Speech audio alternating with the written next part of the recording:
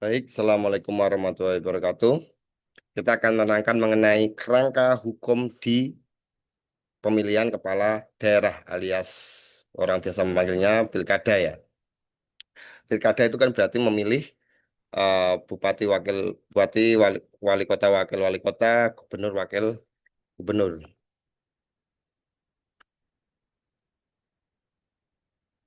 Nah, pemilihan kepala daerah itu konstitusional ya. Itu konstitusional karena berada di Undang-Undang Dasar 1945. Itu terutama di pasal 18 itu menegaskan secara jelas bahwa gubernur, bupati, dan wali kota dipilih secara demokratis. Nah, prinsipnya dalam demokrasi ini adalah menjamin legitimasi kepemimpinan di daerah langsung dari suara rakyat. Jadi suara rakyat itu dianggap sebagai suara kedaulatan rakyat, simbol dari kedaulatan. Maka kepala daerah dipilih oleh rakyat secara langsung.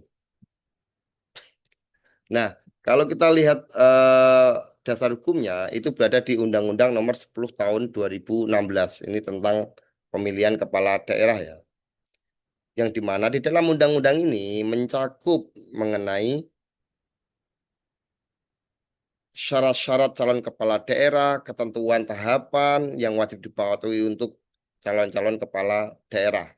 Nah, setelah itu baru kemudian ngomong soal terkait dengan penyelesaian sengketa. Nah, penyelesaian sengketa ini ditangani oleh Mahkamah Konstitusi itu diatur secara jelas. Yang ketiga, terkait dengan pelanggaran dan sanksinya itu apa? Itu ada di dalam Undang-Undang Nomor 10 Tahun 2016 ini.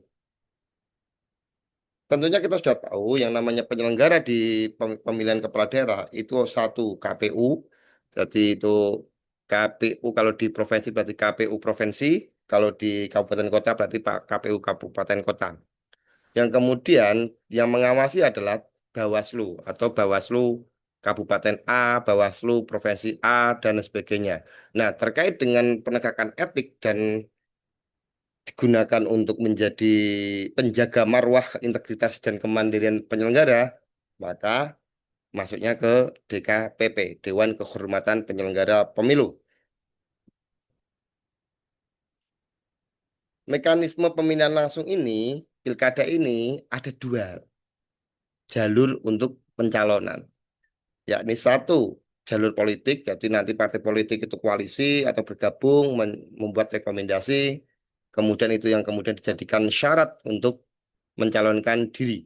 Nah, yang kedua itu adalah bisa juga kalau tanpa partai politik, yaitu melalui apa? Jalur independen. Tapi kalau jalur independen ini sulit sekali juga, sangat sulit karena harus ada batas minimal dukungan.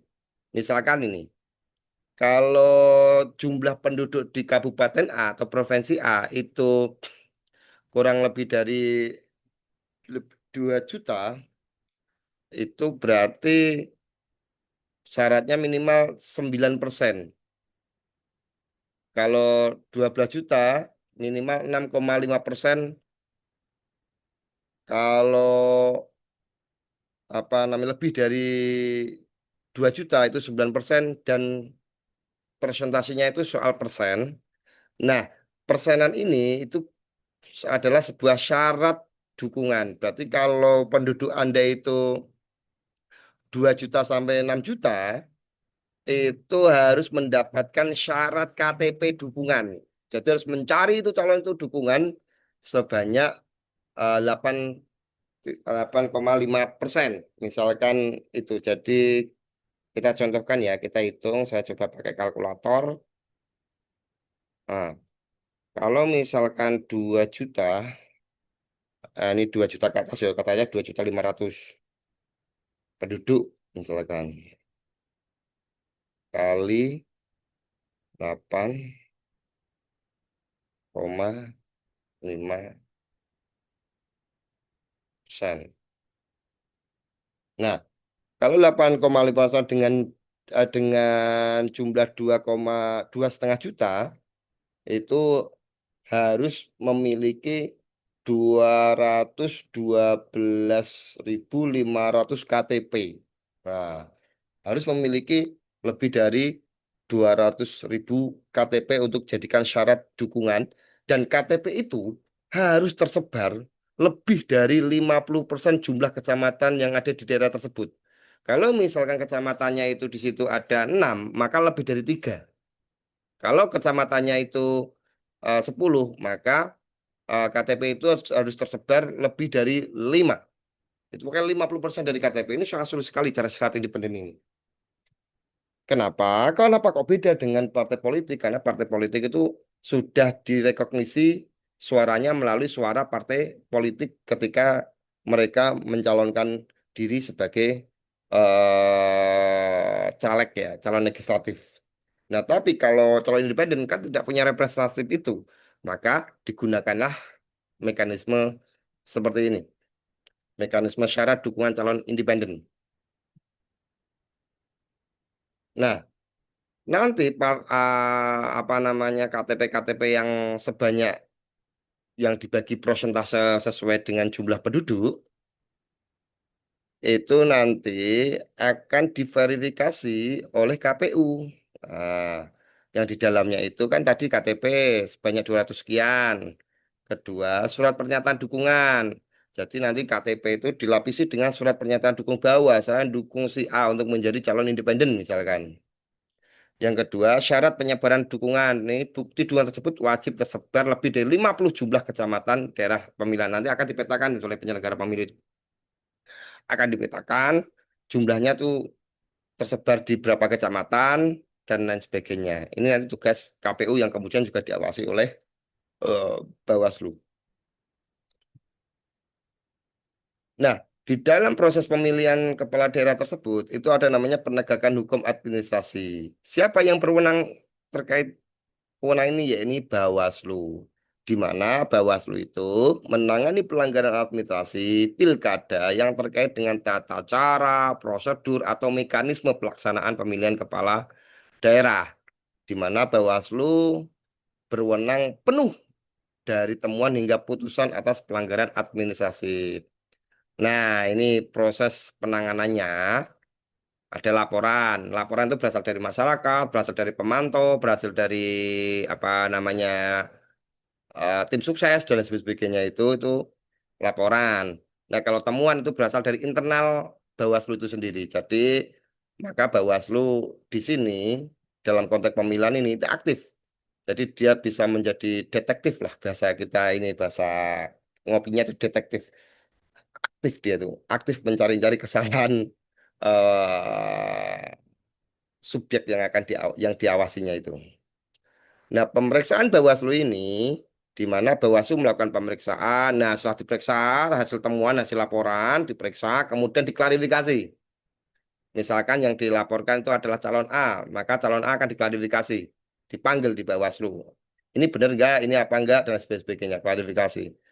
Setelah diklarifikasi, maka akan mengumpulkan bukti-bukti terkait dengan dugaan pelanggaran tersebut. Nah, baru kemudian muncullah sebuah rekomendasi atau putusan. Nah, kalau memang kemudian ada beberapa yang bisa di apa namanya eh, rekomendasinya itu bisa kemudian dijadikan dasar untuk melakukan perbaikan. Baru kemudian siapa yang mau memperbaiki? Kalau terkait dengan tahapan maka KPU yang melakukan eksekusinya itu.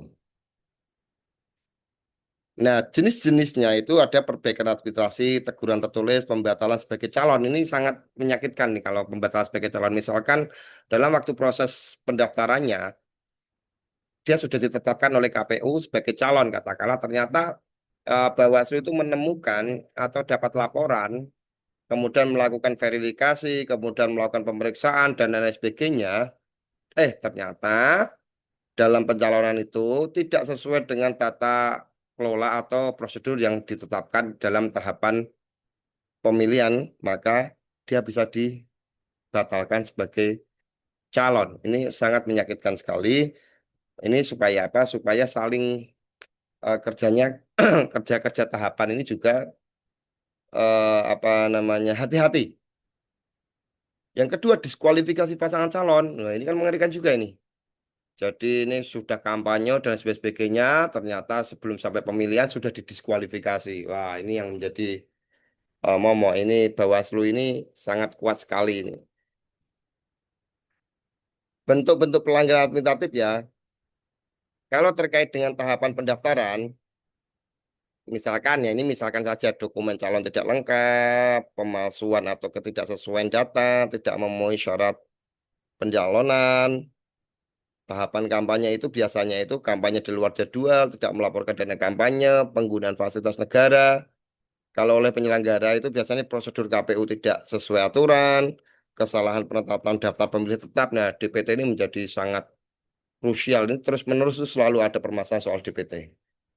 Ketidaknetralan penyelenggara, pemungutan suara, kalau dalam konteks pemungutan suara itu proses pemungutan suara tidak sesuai, kesalahan rekapitulasi suara, proses penghitungan tidak transparan. Ini biasa yang ditemukan dalam pelanggaran-pelanggaran administratif ketika pemilihan kepala daerah dilangsungkan. Nah, sanksi untuk pelanggaran administratif itu jenis-jenis sanksinya itu perbaikan administrasi. Nah, misalkan tadi DPT-nya kurang kurang bagus, maka harus dilakukan tindakan-tindakan seperti A, seperti B, seperti C. Jadi kayak saran. Jadi Bawaslu ngasih saran, Bawaslu ngasih rekomendasi, tapi saran itu ketika akan dilaksanakan oleh KPU, maka Bawaslu juga ikut. Sudah sesuai nggak saran-saran itu? Saran-saran yang ditindaklanjuti oleh KPU.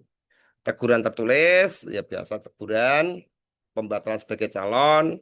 Nah, ini biasanya kalau calon itu kan melalui SK ya, surat keputusannya, KPU ya. Jadi SK itu kemudian bisa dibatalkan melalui tugas dan fungsi Bawaslu ini. Diskualifikasi pasangan calon dan lain sebagainya. Nah, kalau pelanggaran lainnya selain jenis pelanggaran administratif itu ada namanya pidana dan etik. Kalau pidana itu terkait dengan unsur kejahatan atau politik uang. Kalau etik itu terkait dengan penyelenggaraan pemilu. Nah, proses penyelesaian sengketanya gimana? Kalau terkait dengan pasca penetapan pemilihan oleh KPU dan lain sebagainya, itu dilakukan oleh Mahkamah Konstitusi, di mana orang atau pasangan calon yang merasa dirugikan atas apa namanya itu ketetapan atau keputusan KPU itu bisa mengajukan diri ke Mahkamah Konstitusi atau pemantau, pemantau juga bisa, pemantau juga bisa mengajukan ke Mahkamah Konstitusi, di mana putusannya itu sangat mengikat, gitu loh. Nah, kemudian ada perbandingan pelanggaran administrasi dan pidana. Pelanggaran administratif itu pelanggaran terhadap tata cara, prosedur, mekanisme dalam tahapan pilkada, tidak termasuk pidana. Ini tidak termasuk pidana ya. Jadi ada yang namanya administratif maka asasnya reparator, asasnya ada perbaikan. Jadi ini akan diperbaiki, misalkan demikian. Kalau tindak pidana pemilu itu terkait dengan kejahatan dan diatur dalam ketentuan pidana seperti politik uang. Sedangkan lembaga yang berwenang menangani tindak pidana pemilu ini namanya ada Sentra Gakumdu. Itulah sentra penegakan hukum terpadu yang terdiri di dalamnya itu terdiri dari Bawaslu, polisi, dan kejaksaan. Ini supaya tersinergi antara Bawaslu, polisi, dan jaksa. Nah, lalu gimana peran kita sebagai masyarakat dalam konteks pengawasan? Yaitu mekanisme pelaporan pengawasannya itu satu masyarakat laporan kemudian kepada siapa? Kepada Bawaslu. Bawaslu hasilnya apa? Putusan atau rekomendasi. Pelaksananya siapa? KPU. Ini yang kemudian sudah ada alurnya. Jadi pemantau pun kalau mau laporan ke Bawaslu sudah ada alurnya. Ini memberikan apa namanya tempat atau wadah bagi masyarakat yang melakukan pengawasan. Evaluasi penyelenggaraan pemilu ini yang beberapa kali yang sering ditemukan adalah terkait dengan kepatuhan prosedur. Yang namanya administratif itu kan banyak karena kejadiannya itu kadang tidak terduga eh, di lapangan itu berbeda, maka ini banyak terjadi permasalahan, maka Bawaslu bisa apa namanya menjadikan ini sebagai temuan dan perbaikan. Mungkin ini yang saya cukupkan, yang saya berikan. Terima kasih. Assalamualaikum warahmatullahi wabarakatuh.